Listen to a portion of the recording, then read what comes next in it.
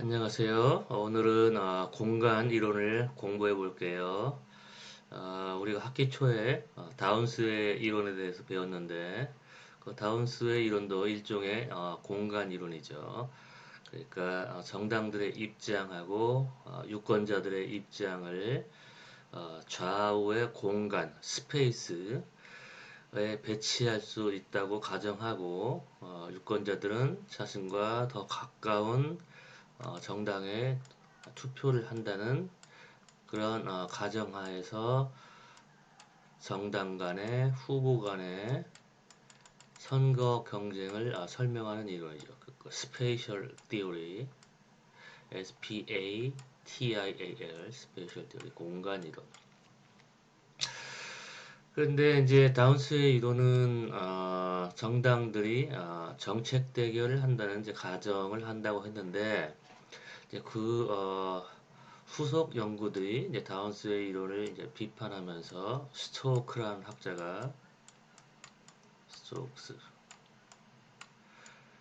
어, 경험 세계를 보면 정당들의 경쟁이 정책 대결만 하는 게 아니라 비이념적이고 비 정책적인 어떤 후보나 정당의 이미지 또는 능력 그런 걸 가지고 경쟁한다고 공간 이론을 이제 비판했어요. 그래서 스톡스는 선거 쟁점을 포지션 이슈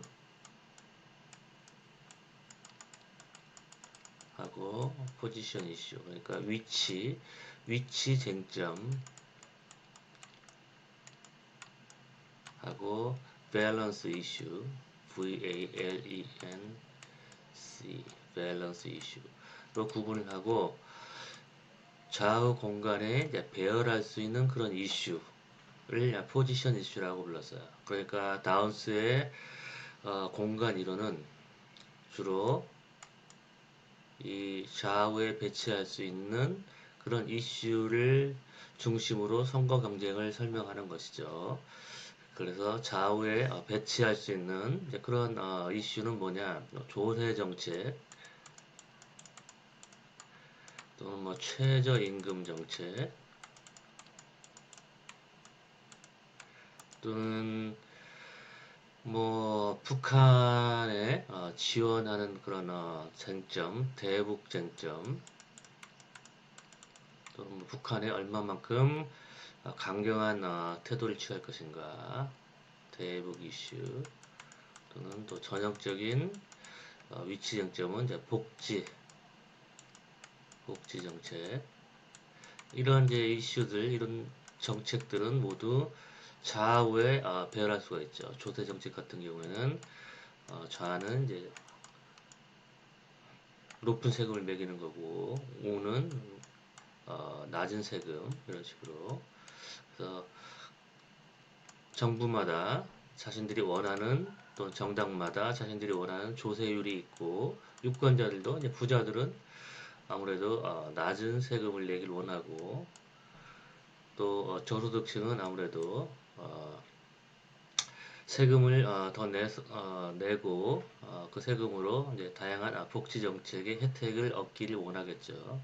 그래서 유권자 입장이 이렇게 좌우의 공간에 배치할 수가 있죠. 최저임금도 마찬가지죠. 대북 이슈도 북한에 얼마만큼 강경한 태도를 취할 것인가에 따라서 한국의 이제 보수 정당들은 이제 강경한 입장, 진보적인 정당들은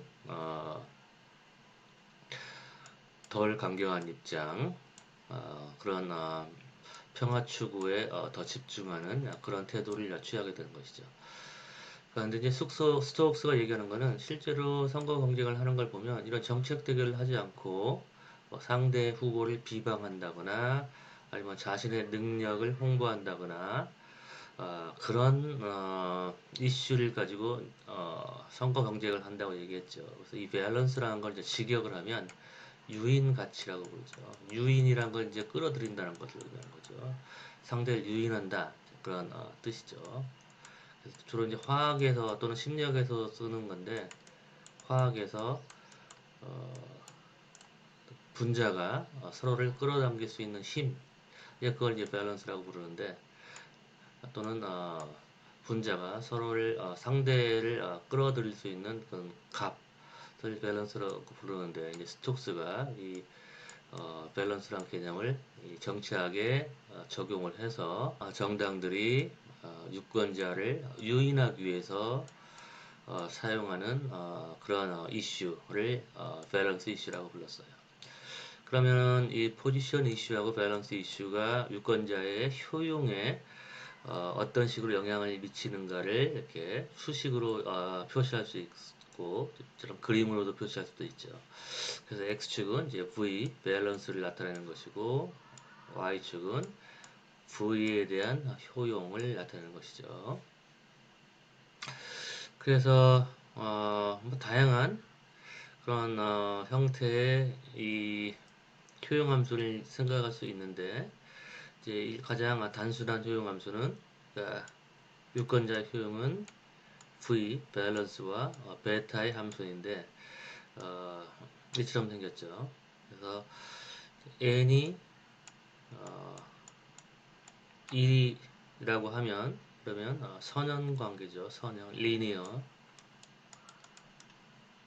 1차 방정식, 리니어한 선형적인 관계. 그러니까 후보의 밸런스가 크다고 생각하면 생각할수록, 또는 후보의 밸런스의 질이 높다고 생각하면 할수록 유권자 효용은 이제 단순 증가하는 형태. 그리고 만약에 n이 2면 2차 방정식이니까 이런 식으로 증가하겠죠. 이렇게 점점 빠르게 n이 예를 들어서 0.5다. 여기가 베타의 루트 v가 되니까, 그럴 경우에는 이런 식으로 점점점 천천히 변하겠죠. 일반적으로 이 셋 중에 어떤 게 더 경험 세계하고 부합하는지, 녹색, 그리고 2차 방정식의 빨간색 는 2인 경우, 녹색은 는 1보다 작은 경우, 파란색은 는 1인 경우죠.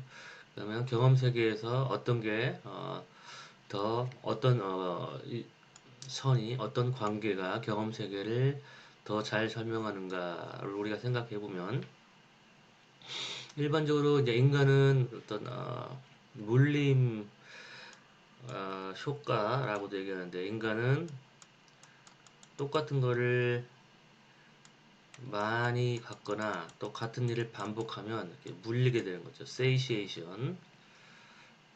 그래서 이 세이시에이션은 어떻게 보면 동물이 살아나가는데 굉장히 중요한 본능이라고 얘기할 수 있겠죠. 그러니까 물리지 않으면 밥을 먹어도 끝없이 먹어가지고 이제 배가 터져서 죽을 수도 있고, 그리고 또 너무나 크게 이제 집착을 하게 되겠죠. 그러면은 어떤 그런 생명체가 생존하는데 어려울 수도 있겠죠. 그리고 또 인간은 유독 이 항상 새로운 걸 쫓는 그런 특성이 강하죠. 그래서 어떤 꼭 밥뿐만 아니라 자신이 하는 어떤 활동도 계속 반복적으로 하게 되면 질리기 때문에 이제 더 이상 흥미를 못 느끼고 이제 새로운 걸 하려고 하는 거죠. 실제로 뭐 농구를 굉장히 좋아하는 학생들이 있는데, 그러니까 뭐 수업만 끝나면은 매일 농구를 해서 이제 그들에게 돈을 주고 하루에 뭐 예를 들어 가지고 뭐 5시간, 6시간 동안 농구를 해라 그랬더니 그다음부터는 이제 농구를 하지 않는다는 그런 얘기가 있어요. 그러니까 인간은 이 똑같은 일을 반복할 때 이제 쉽게 실증을 느끼게 되고 새로운 걸 찾게 되는 것이죠. 그렇다면 그와 같은 특성을 이제 반영하는 이 관계가 어떤 관계냐면, 이제 이 관계라고 얘기할 수 있겠죠. 그 밸런스가 이제 증가하면 처음에는 이렇게 빨리 증가하죠. 효용이 빨리 증가하다가, 그러니까 이 녹색 선에 대한 이 접선을 이렇게 놓고 보면 접선이 점점점 이렇게 기울기가 낮아지는 걸 알 수 있는 거죠. 접선의 기울기가 낮아진다는 것은 x가 변하는 양에 비해서 y가 변한 양이 조금씩 줄어든다는 걸 의미하는 거죠. 그래서 이 녹색이 아무래도 어, 인간의 그런 어떤 밸런스에 대한 그런 효용을 더 잘 나타난다고 얘기할 수 있겠죠. 하지만 모델링을 할 때, 이제 선거 경쟁을 모델링을 할 때 이와 같은 그러니까 n이 1보다 작은 경우를 사용해서 모델링을 하게 되면 이제 수학적으로 복잡하기 때문에 일반적으로 그냥 가장 단순한 형태의 이 효용 함수를 사용을 하는 것이죠. 그래도 이제 결과에는 큰 차이가 없으니까. 그리고 이제 여기 베이타는 뭘 나타내냐, 이 선들이 얼마만큼 급한지 그를 나타내는 거죠. 예를 들어서 베타가 증가하면 이 선형 관계의 경우에 점점 지우면 베타가 증가할수록 이렇게 이처럼 더 급한 기울기를 갖게 되겠죠. 그리고 2차 방정식의 경우에는 베타가 급할수록 커질수록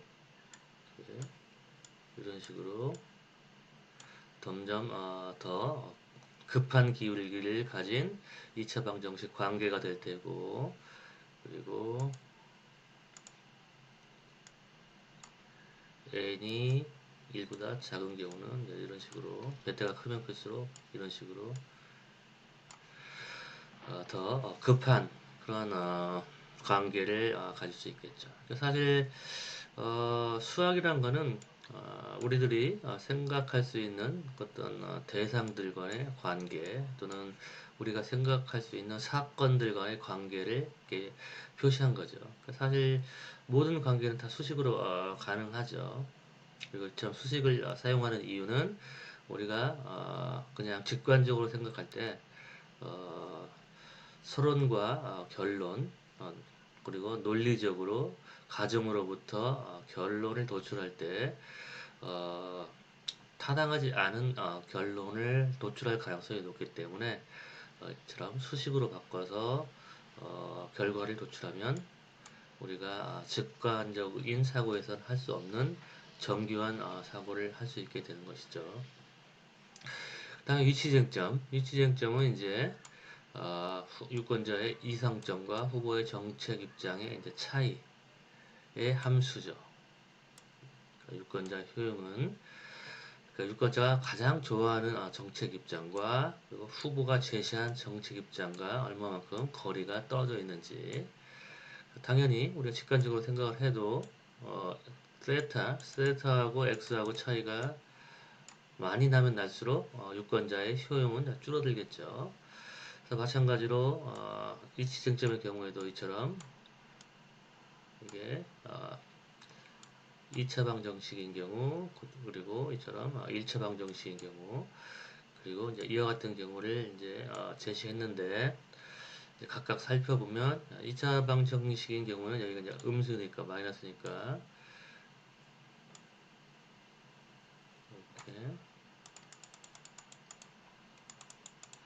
세타 그러니까 가장 예를 들어서 정책 입장이 뭐 0에서 1 사이에 있다고 할 경우에 세타가 만약 0.5면 그러면 이 유권자 세타가 0.5인 유권자는 중도 입장을 가장 좋아하는 유권자죠. 그래서 이 중도 입장을 후보 또는 정당이 중도 입장을 취했을 때 그러면 이 세타는 입장을 가진 유권자와 정당 입장이 완전히 일치하게 되는 거죠. 그렇기 때문에 효용은 극대화되고 이게 y축이면 효용이 이제 가장 크겠죠.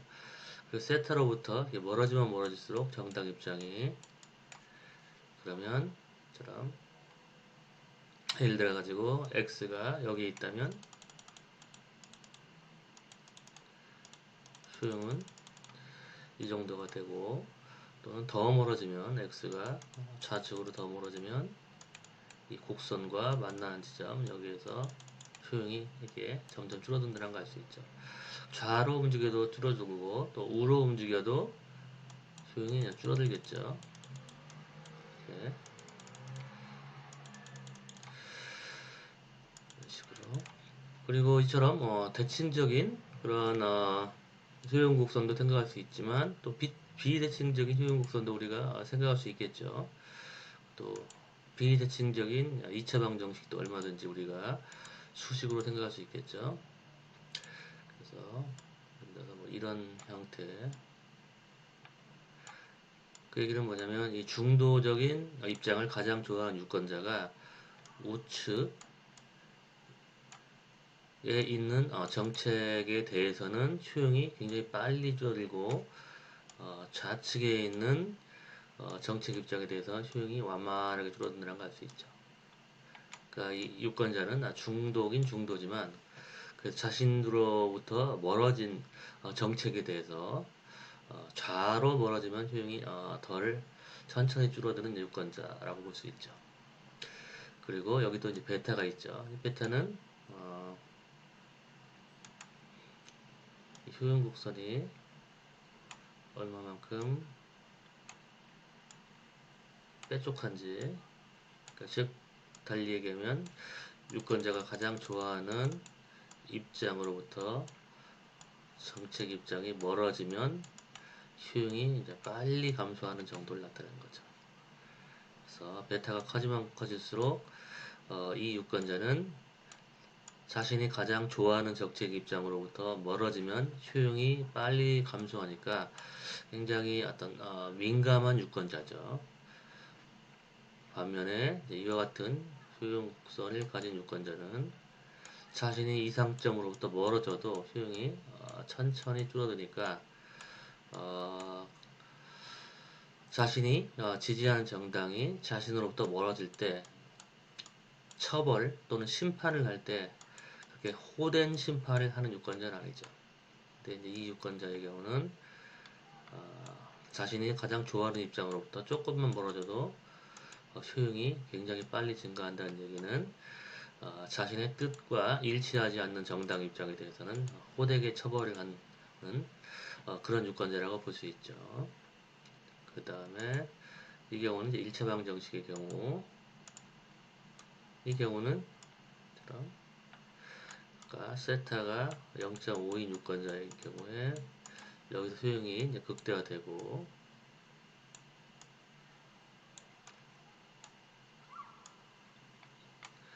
자신이 좋아하는 입장으로부터 멀어지면 멀어질수록 네, 이런 식으로 감소하는 유권자죠. 그 마찬가지로 이제 베타가 커지면 커질수록 이 산봉우리가 이제 뾰족하게 되겠죠. 그리고 물론 이 지점이 이 공식에 의하면 0이 되겠죠. 0. 그래서 왜냐하면 x하고 세타가 만약에 같다고 한다면, 그러니까 유권자의 입장과 후보 입장이 같아지면 그러면 이 부분이 이제 0이 되는 거죠. 이 부분이 0이 되니까 효용이 0이 되는 거죠. 그래서 우리가 일반적으로 양의 효용을 표시하고 싶으면 이 수직 앞에다가 뭐 예를 들어서 일정한 상수를 넣으면 되겠죠. 뭐 a나 이런 식으로 뭐 a 마이너스 베타 곱하기 x 마이너스 세타의 제곱 이런 식으로 이제 우리가 효용함수를 표시하게 되면 그럼 여기서 얘기하는 a 값은 뭐냐면 이 유권자가 얻을 수 있는 이제 최대 효용을 얘기하는 거죠. 최대 효용. 최대 효용은 언제 얻게 되느냐? 유권자의 입장과 후보의 입장이 같아지는 경우 최대 효용 A는 언제 얻게 되냐면 if x가 세타하고 같을 경우에 최대 효용을 얻게 되죠. 이제 그럴 경우는 이렇게 소형 곡선이 있으면 이 값이 a가 되겠죠. 근데 이제 일반적으로 분석할 때는 뭐 a가 어느 정도냐 이건 중요하지 않고 베타하고 그 다음에 세타하고 x하고의 차이 이거에 의해서 후보들이 어떤 정책 입장을 취할 것인가를 이제 결정하니까 가장 중요한 거는 x와 세타의 차이가 이제 가장 중요하다고 얘기할 수 있겠죠. 그 다음에 맨 마지막에 있는 수용 곡선은 이제 이런 식으로 종 모양의 수용 곡선이에요.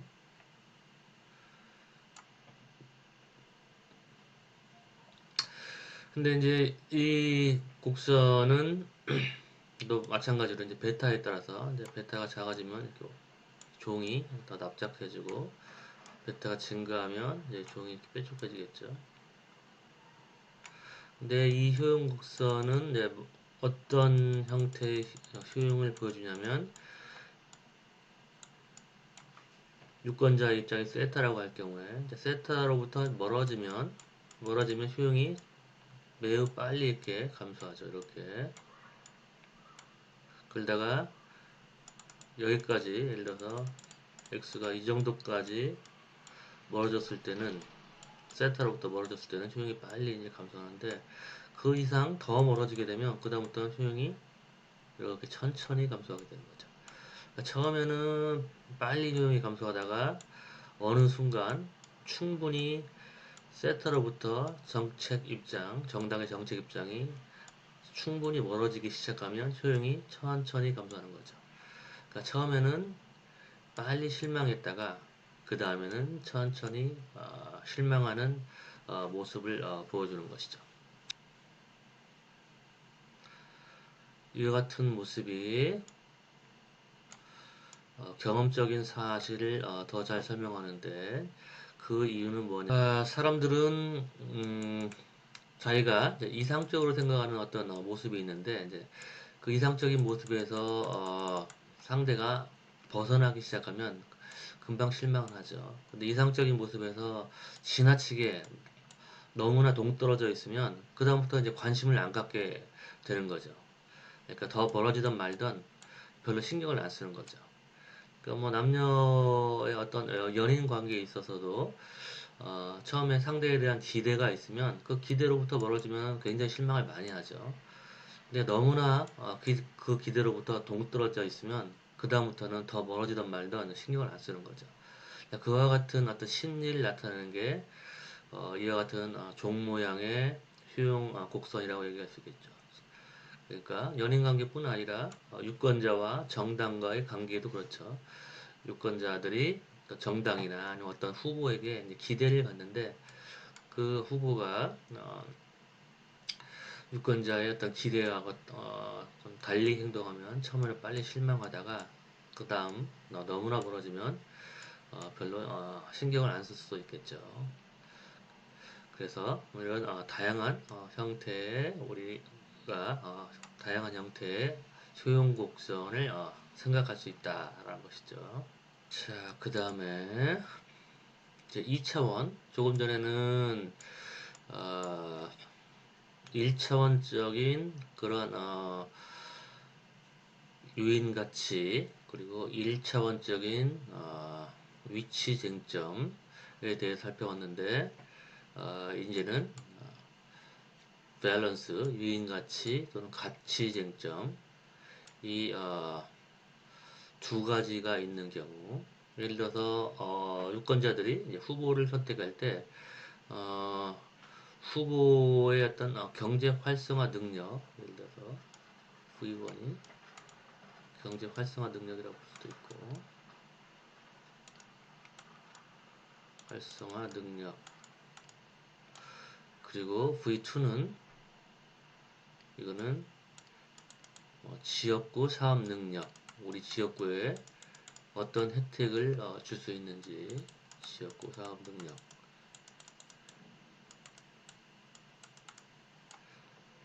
또는 뭐 경제 능력 또는 뭐 도덕성 뭐 이런 두 가지가 중요할 수도 있고 그리고 또 유권자들이 이제 두 가지 밸런스 이슈만 보는 게 아니라 여러 가지를 복합적으로 보게 되면 그러면은 이제 2차원 이 밸런스가 2차원이 아니라 이제 3차원이 되게 되고 근데 3차원에 대한 효용은 우리가 예를 들어서 V3가 여기 있으면 V1, V2, V3가 이렇게 있으면 이거는 이제 이런 그림으로 3차원상의 그림으로 표시할 수가 없고 이제 수학적으로 여기다가 하나 텀을 더해서 V3,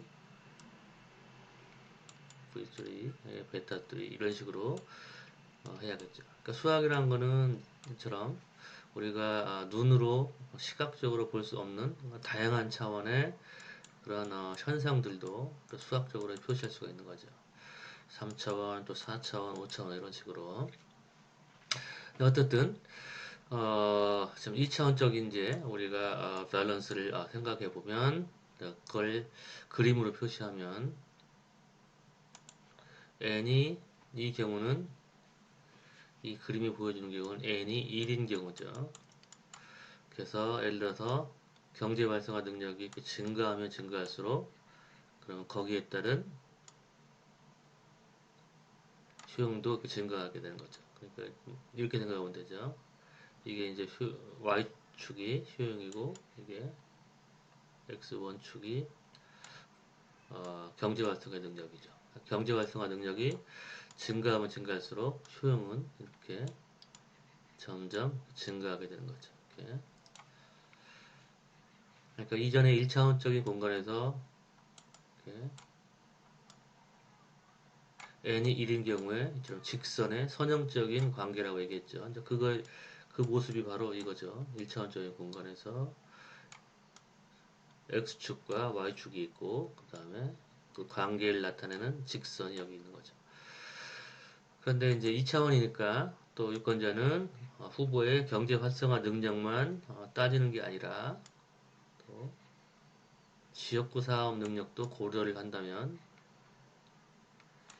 이게 이제 x축이 되는 거고 이게 또 y축이 되는 거죠. 그리고 이게 이제 지역구 사업 능력과 그리고 유권자 효용과의 관계죠. 그래서 지역구 사업 능력이 커지면 커질수록 또는 또 지역구에 더 많은 걸 가져다 주면 가져다 줄수록 유권자 효용은 이렇게 점점점 크게 증가하는 거죠. 그러면 이 점은 어떤 점이냐? 이 점은 어, 경제 활성화 능력에 의해서 이만큼의 효용이 증가했죠. 그대로 이제 평행하게 이 바닥면과 평행한 선을 보면 이 부분은 경제 활성화 능력 때문에 효용이 증가한 부분이고 이 부분은 이 부분과 동일하죠. 같은 색으로 표시하면 이렇게. 그래서 이렇게 되겠죠. 그래서 이 지점은 경제 활성화 능력과 지역구 사업 능력이 이제 최대치인 경우에 유권자가 두 가지의 유인 가치로부터 얻게 되는 효용으로 볼 수가 있는 거죠. 그래서 이 그림은 n이 1인 경우고 n이 2라고 한다면 그러면 여러분이 머릿속에 상상할 수가 있겠죠. 이 플레인 이 평면의 모양이 어떻게 생겼는지를 n이 이제 2인 경우는 2차 방정식이니까 이렇게 증가하겠죠. 이렇게. 여기도 이렇게 증가하겠죠. 이렇게 이런 식으로. 그리고 이만큼 여기에 또 이렇게 두고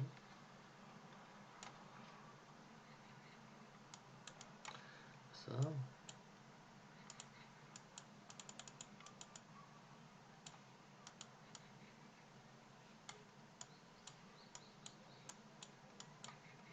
이런 식으로 그러니까 밑으로 이렇게 오목한 그런 플레인 평면이 위에 이렇게 얹혀지게 되겠죠.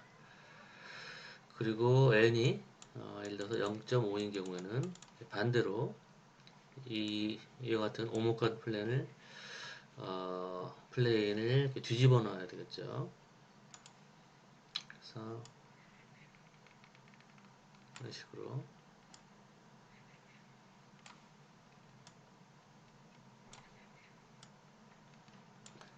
이렇게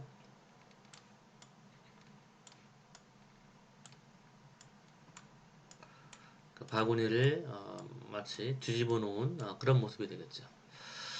그래서 우리가 2차원적인 밸런스에 대한 효용이 어떻게 변하는가를 다양한 수식으로 또는 다양한 그림으로 이렇게 보여줄 수가 있죠. 위치쟁점 같은 경우는 먼저 2차 방정식을 이렇게 생각해 보면 예를 들어서 어떤 유권자의 입장이 첫 번째 차원에서 예를 들어서 이 차원을 복지정책 차원이라고 얘기를 하고 이 차원을 이제 대북관계 차원 그래서 복지정책 입장을 중간 정도 여기가 좌 여기가 우가 되겠죠.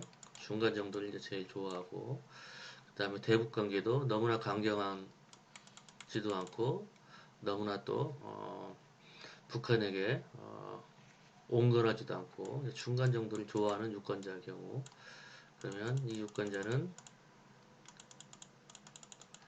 이 지점에 있을 때 효용이 극대화되겠죠. 복지 정책에서도 중간, 그 다음에 대북 정책에서도 중간. 그래서 이 지점에 있을 때 효용이 극대화되니까 그래서 이 지점에서 효용이 극대화되고 그리고 이 지점으로부터 이제 멀어질수록 효용이 이제 감소하겠죠. 그래서 이렇게 되고 그래서 뭐 빗살무늬 토기 모양 마우스로 그리니까 좀 잘 안 그려져요. 이렇게.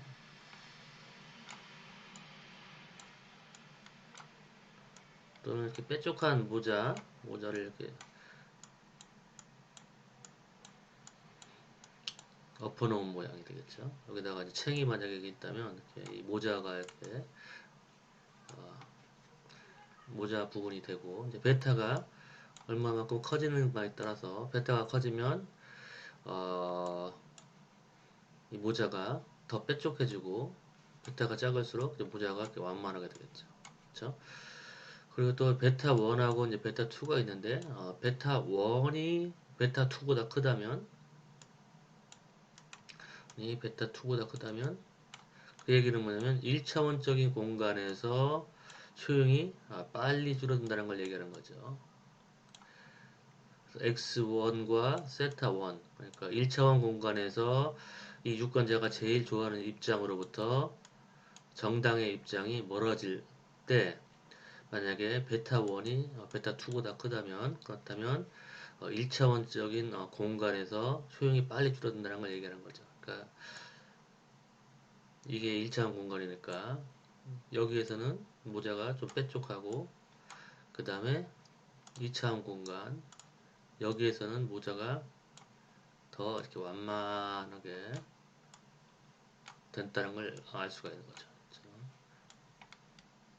이 공간에서는 모자의 모양이 모자를 딱 잘라 놓으면 칼로 모자를 위에서 딱 이렇게 쪼개면 이쪽에서는 모자가 이렇게 완만하고 그 대신 1차원적인 공간에서는 모자가 굉장히 이렇게 그러니까 모자를 이런 식으로 1차원적인 공간에서 이렇게 쭉 누르면 베타 1이 이제 베타 2보다 큰 경우가 되겠죠.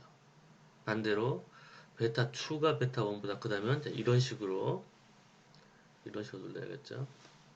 그러니까 이런 식으로 압력을 이런 식으로 모자에게 가해야지 2차원적인 공간에서 모자가 찌그러지고, 반면에 압력을 모자의 압력을 이런 식으로 이제 가하게 되면 모자가 1차원적인 공간에서 이렇게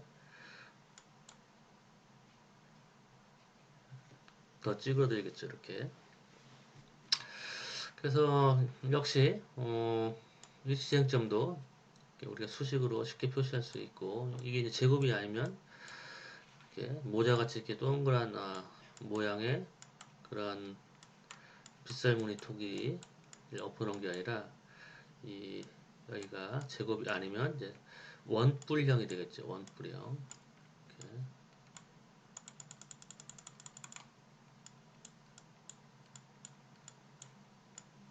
이런 식으로.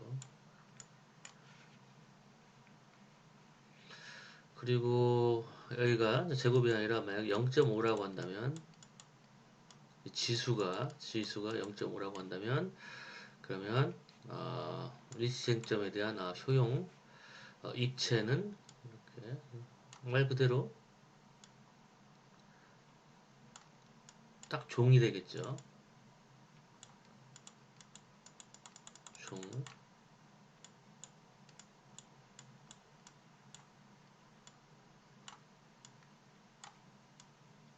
이런 식으로 이렇게 되겠죠. 그 다음에 이제 무차별 곡선은 뭐냐면 말 그대로 indifference curve니까 유권자의 효용에 차별을 느끼지 않는 그런 선을 얘기하는 거겠죠. 예를 들어 설명하면, 아마 여러분 미시경제 2를 배운 학생은 이미 이와 같은 예에 익숙할 거예요. X개의 왼쪽 신발과 Y개의 오른쪽 신발을 가진 사람이 짝을 맞춘 신발 한 켤레가 증가할수록 효용이 늘어난다고 가정하자. 그러니까 한쪽 신발만 증가한다고 효용이 증가한 건 아니고, 이제 짝을 맞출 때만 이제 효용이 증가하는 거죠. 왜냐면 왼쪽 신발은 4개 있고 오른쪽 신발은 하나밖에 없으면, 그거는 물론 이제 요즘에는 뭐 개성을 중시하니까 서로 이렇게 짝이 맞지 않는 그런 신발을 그렇게 신고 다닐 수도 있겠죠. 그러니까 오른쪽 신발을 하나 파란색으로 하고, 왼쪽 신발은 뭐 노란색, 흰색, 검은색 이런 식으로 해서 짝짝이로 이렇게 신고 다닐 수도 있겠지만, 이제 그렇지 않다고 우리가 가정할 경우에 똑같은 모양의 똑같은 색깔의 그런 짝을 맞춘 신발을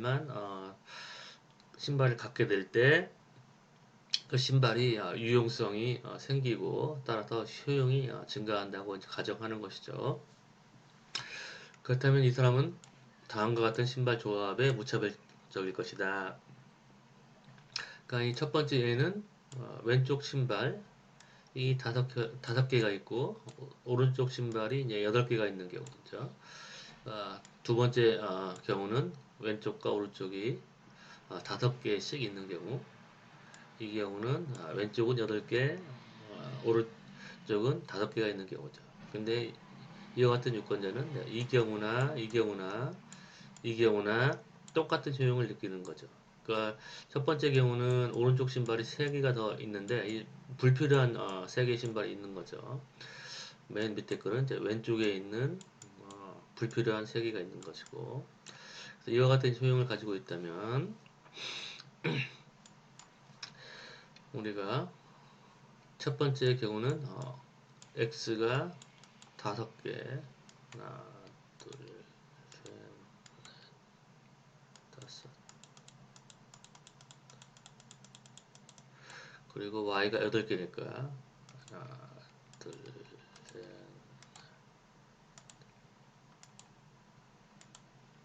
8.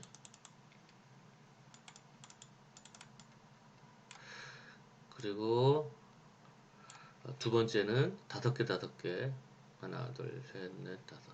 이 경우죠. 맨 밑에 경우는 x가 8개.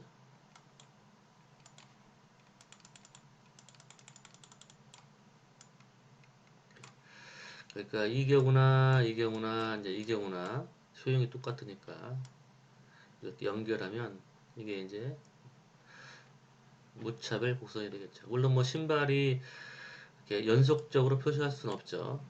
그러니까 신발이 5개, 6개, 7개, 8개 이렇게 표시할 수는 있지만 신발이 5.1개, 5.2개 물론 이제 신발을 이렇게 잘게 쪼개가지고 이렇게 표시할 수는 있겠죠. 하지만 어떻든 잘게 쪼갠다는 이제 가정하에 우리 연속적으로 신발을 우리가 이렇게 표시할 수 있다면 이와 같은 선상에 있는 모든 점들은 똑같은 효용을 가져다 준다는 걸 의미하는 거죠. 그러니까 신발을 이렇게 가지고 있을 때나 뭐 이렇게 갖고 있을 때나 이렇게 갖고 있을 때나 효용은 모두 다 똑같다는 걸 의미하는 거죠. 하지만 이 사람은 위의 경우보다 x와 y가 6일 경우, 그러니까 왼쪽 신발과 오른쪽 신발이 모두 6개를 가지고 있을 때 효용이 더 커진다. 그 뜻이죠. 그러니까 6개, 6개인 경우, 이제 6, 6인 경우죠.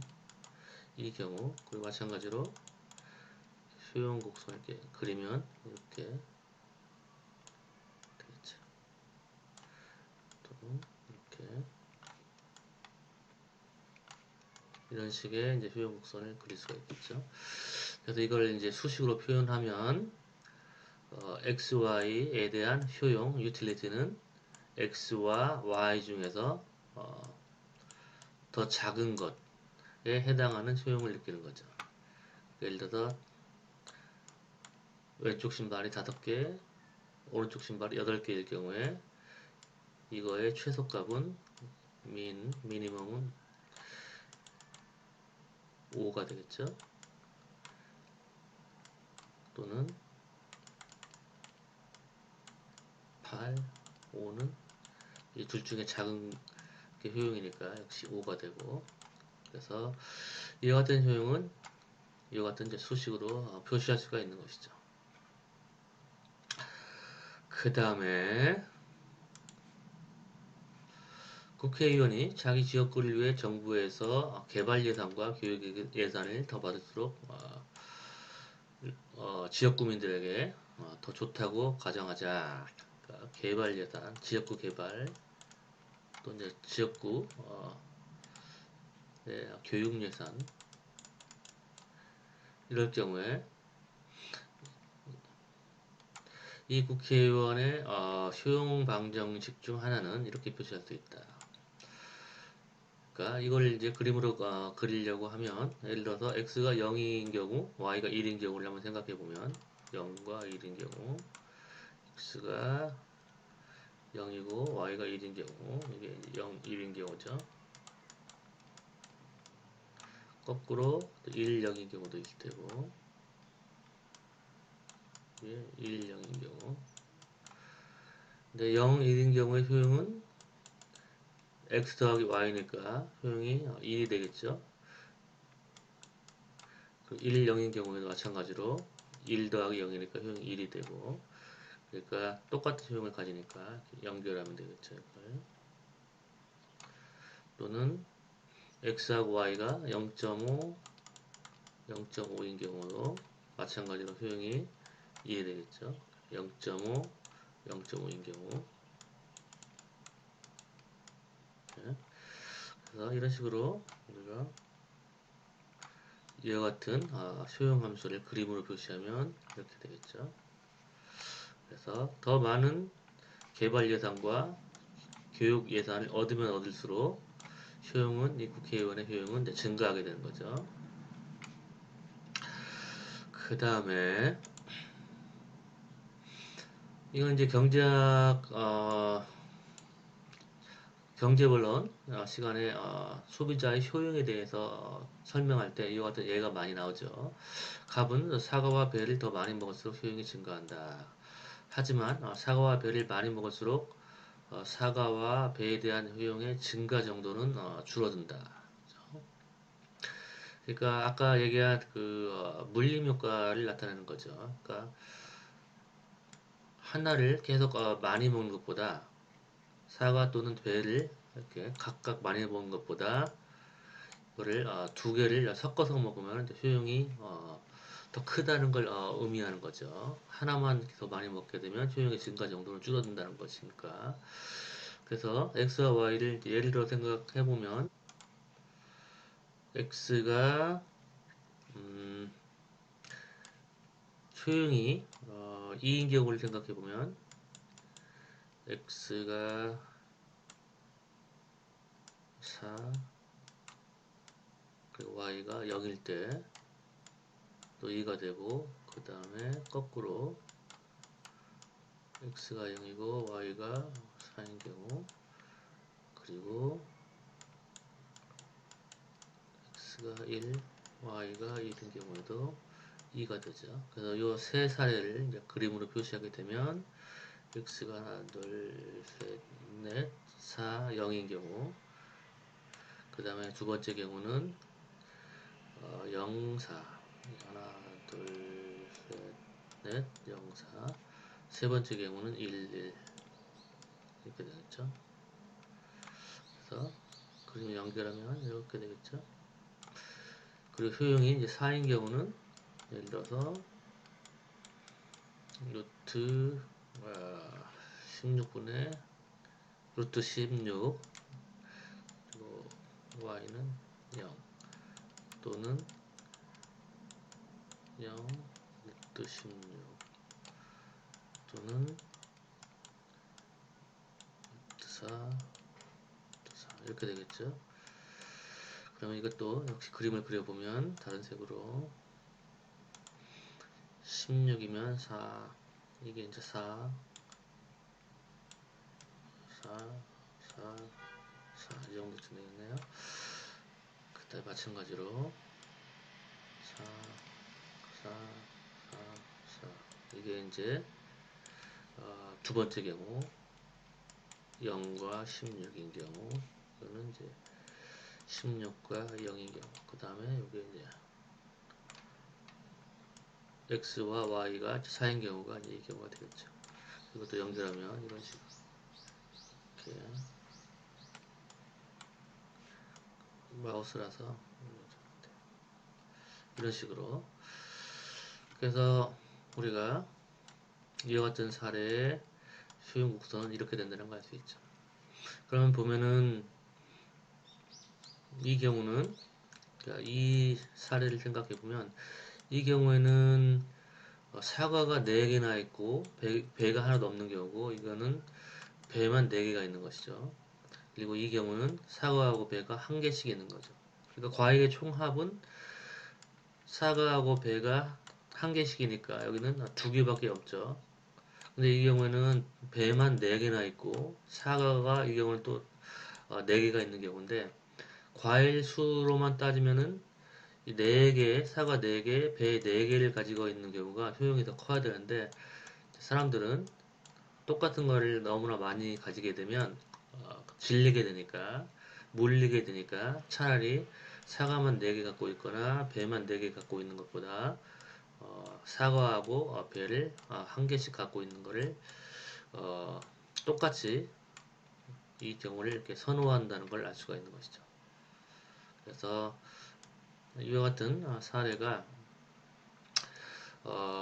사람의 그 물림 효과를 반영한 그런 사례라고 이제 볼 수 있겠죠. 그러면 이번 강의는 여기까지 할게요. 네, 수고했어요.